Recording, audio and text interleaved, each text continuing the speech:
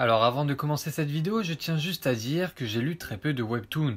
Je ne suis donc pas un expert dans ce genre, il se peut par conséquent que je fasse des erreurs. Et si j'en fais bien, n'hésitez pas à me rectifier dans les commentaires. Alors déjà, pour ceux qui ne connaissent toujours pas ce qu'est un webtoon, ce sont tout simplement des webcomics sud-coréens ou des manhwas qui sont publiés en ligne et qui, contrairement au manga, se lisent verticalement, c'est-à-dire du haut vers le bas, tout simplement car ils ont été adaptés pour pouvoir les lire confortablement sur vos téléphones. Et à l'instar des mangas, les planches des webtoons sont quasiment toujours en couleur, notamment car il y a peu de frais supplémentaires liés à l'impression des formats physiques. Donc en gros, en lisant vos manhwas préférés sur le web, vous faites aussi une action écologique et ça c'est cool.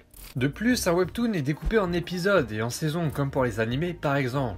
Bon voilà, j'ai grossi les traits mais globalement c'est ça. Et maintenant que tout le monde est à peu près sur la même longueur d'onde, je vais enfin pouvoir vous présenter ce webtoon. Le webtoon que je vais vous présenter aujourd'hui s'appelle Sindorim et c'est une œuvre créée par Se-young-oh, un scénariste et dessinateur coréen. L'histoire prend place en Corée et se centre autour d'une ville souterraine appelée Sindorim, qui fut construite sur les ruines d'un monde effondré et irradié. Les survivants qui n'ont pas pu y entrer essayent de déterrer les secrets de cette ville souterraine et se battent inlassablement à la surface pour pouvoir survivre dans cet endroit devenu l'enfer, à cause des radiations, mais surtout car la majorité des survivants sont des meurtriers ou des voyous ayant leur tête mise à prix. Alors que pour se déplacer à la surface, il faut impérativement porter un masque à gaz pour contrer les radiations, certaines personnes ont muté à cause de celles-ci et leur ont permis d'acquérir des pouvoirs.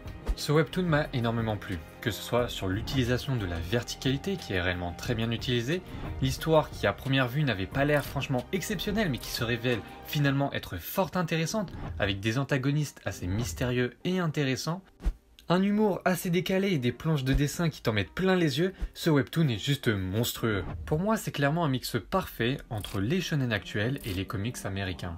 Pourquoi les shonen? Car on suivra tout simplement des personnages charismatiques ayant le sang chaud, des techniques qu'ils souhaiteront améliorer tout au long de leur aventure et qui arrivent aussi à se dépasser dans les situations les plus horribles et au bord de la mort. Et pourquoi des comics américains? Car tu y trouveras de l'humour vraiment bien amené, que ce soit de la part des héros ou des antagonistes, et que l'on pourrait très bien retrouver dans un comics comme Deadpool par exemple.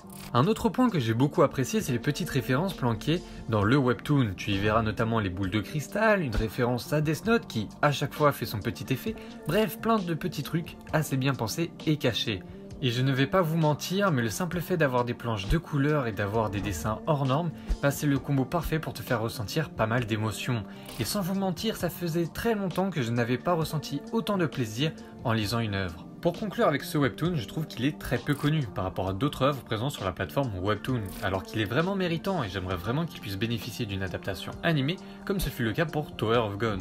J'ai aussi délibérément voulu vous présenter une œuvre sur l'application Webtoon car elle est gratuite, que ce soit sur smartphone ou PC, et elle est vraiment quali. Par ailleurs, j'ai vraiment souhaité ne pas en dire trop sur le Webtoon pour ne pas vous le spoil. Mais je suis sûr d'une chose, si vous aimez les comics et les mangas actuels, surtout les shonen, foncez le lire, vous allez surkiffer. Et personnellement, je ne regrette absolument pas de m'être ouvert au Webtoon, car je surkiffe le concept et j'en dévore vraiment pas mal en ce moment. J'ai d'ailleurs quelques noms en tête de webtoons qui sont vraiment pas mal, tels que Bâtard, Sweet Home ou encore Dead Life. Donc si cette vidéo vous a plu, n'hésitez pas à me le faire savoir dans les commentaires. Et si c'est le cas, je vous présenterai avec plaisir ces trois-là et d'autres webtoons qui me plaisent à l'occasion. Sur ce, je vous donne rendez-vous dans une prochaine vidéo et surtout à la semaine prochaine. C'était Kurohashi, Jana.